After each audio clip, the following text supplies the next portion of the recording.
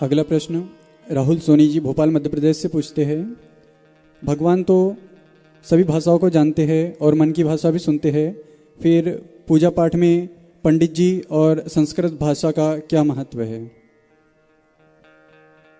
दरअसल में भाषा, दुनिया में जितनी भाषा हैं वो भगवान की नहीं है। भाषा जो है व्यक्ति की होती है। देव भाषा संस्कृत मानी जाती है, यानी कि इस बात का प्रमाण कुछ नहीं है। जो भाषा सबसे प्राचीन है उसको हम देव भाषा मानकर पूजते हैं। दुनिया की कोई भी भाषा का जनक भगवान नहीं है।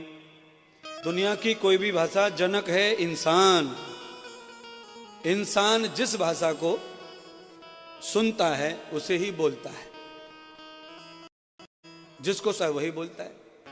भाषा का विकास जब नहीं था तो मां के गर्भ से अपने मुखारविंद से जो भी वो बोलते वही उनकी भाषा हो गई और उसी से सामाजिक कृत्य चलने लगे और उसी भाषा में साहित्य भी, पुस्तकें भी लिखी गई बाद में धीरे धीरे। तो भाषा का जनक कोई नहीं है, इंसान है। समाज भाषा का जनक होता है, परमात्मा भाषा का जनक नहीं है। परमात्मा किसका जनक है अब वो बताते हैं। परमात्मा शब्द का जनक है।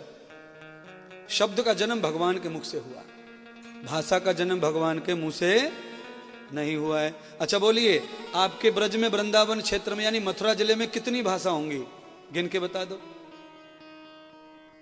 केवल लोग बोलते ही हैं, ब्रजवासी हैं, हम ब्रज भाषा बोलते हैं। ब्रज में कितनी भाषाएं गिन भी नहीं सकते, गिन भी नहीं सकते महाराज। मथुरा में कितनी भाषाएं, अकेले शहर की भाषा को गिन नहीं पाओगे आप। है मथुरा के चौबे अलग बोलते हैं और बाकी ब्राह्मण अलग बोलते हैं। कितना फर्क है बोलो। ब्राह्मणों में भी भाषा का फर्क है। मथुरा के चौबों की भाषा अलग है और बाकी ब्राह्मणों की भाषा, ये भाषा कोई किताबों में थोड़ी लिखी है, ये तो सामाजिक भाषा है। और आप जो बोलते हैं उसे दूसरे राज्य का प्राणी समझता नहीं है, इसीलिए लौकिक हो गई। ये हमारी और हमारे बाप की है, ये किसी की भी नहीं है। और ये नष्ट होती रहती है। ये भाषा नष्ट हो जाएगी धीरे धीरे, ब्रज भाषा भी चली जाएगी, कोई और भाषा आ जाएगी। भाषाओं का जनक कौन है? इंसान। और शब्द का जनक कौन है? परमात्मा, ब्रह्म। जीव से भाषाओं का विस्तार होता है और परमात्मा से शब्द का, अक्षर का विस्तार होता है। इसीलिए सबसे प्राचीन भाषा संस्कृत भाषा है। इसीलिए हम उसे देवलिपि मानकर पूजते हैं, क्योंकि उसमें अशुद्धियां कम हैं और उसमें व्याकरण और किसी भी चीज को समझने का बल ज्यादा है। बाकी भाषाओं में किसी चीज को आप कई तरीके से नहीं समझ सकते, पर संस्कृत भाषा में आप किसी भी दुनिया को कई प्रकार से समझ सकते हैं। इसीलिए उसमें ये गुण है। अंग्रेजी भाषा को आप कई प्रकार से नहीं पढ़ सकते, उसका एक ही प्रकार है पढ़ने का।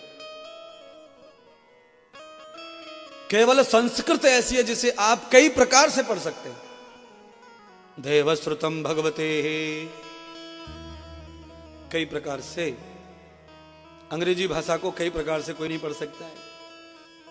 उसमें एक ही प्रकार है सबको पढ़ने का, क्योंकि जीव के द्वारा जो उत्पन्न है उसमें प्रकार नहीं है। भगवान के द्वारा जो बनाया गया है उसमें हर एक अनेक प्रकार होते हैं। पृथ्वी अनेक प्रकार है, पृथ्वी में अनेक प्रकार की मिट्टी, पृथ्वी में अनेक प्रकार के तत्व प्रकृति में है। हवा अनेक प्रकार की है दुनिया में, पेड़ अनेक प्रकार के हैं। इसीलिए भगवान की वाणी जो संस्कृत है उसमें ही अनेक प्रकार का ज्ञान होता है। दूसरी भाषाओं में बहुत ज्यादा प्रकार का ज्ञान होता नहीं है महाराज। आप समझ लीजिए, आप अनेक प्रकार की। तो सबसे प्राचीन भाषा संस्कृत है और उनके शब्दों में सबसे ज्यादा बल है, ताकत है, रिस्पेक्ट है, सम्मान है। उसके बाद में दूसरी भाषा जो आई है, हिंदी जिसे बोलते हैं, वो तीसरी भाषा मराठी, चौथी गुजराती। ये जो भाषाएं हैं इनमें number by number, class by class ताकत है, बल है, रिस्पेक्ट है। बाकी भाषाएं धीरे धीरे फिर थोड़ी खोखली होती चली जाती हैं और सबसे खोखली भाषा वही है। कौन सी? अंग्रे। ये सबसे खोखली है, इसमें बिल्कुल दम दुर्रा नहीं है, कुछ भी इसमें दम है ही नहीं। वृंदावन में चले जाओ, 20 जगह पे बोर्ड लग रहे हैं, आइए 3 महीने में 90 दिन में स्पीकिंग कोर्स,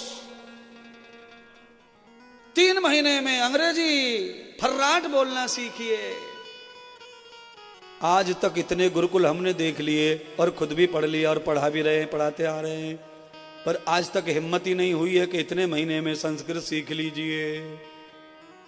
बूढ़े हो जा पढ़ पढ़ के 3 जन्म ले लो तब तक भी पूरी होने वाली, और अंग्रेजी में तो गिने चुने शब्द हैं 3 महीने में पूरे हो जाते हैं, उस पर ही मिला चले पूरी जिंदगी में। इसीलिए भाषाओं का जन्म इंसान से होता है, समाज से, प्रकृति से, और शब्द का जन्म ब्रह्म से होता है। धन्यवाद।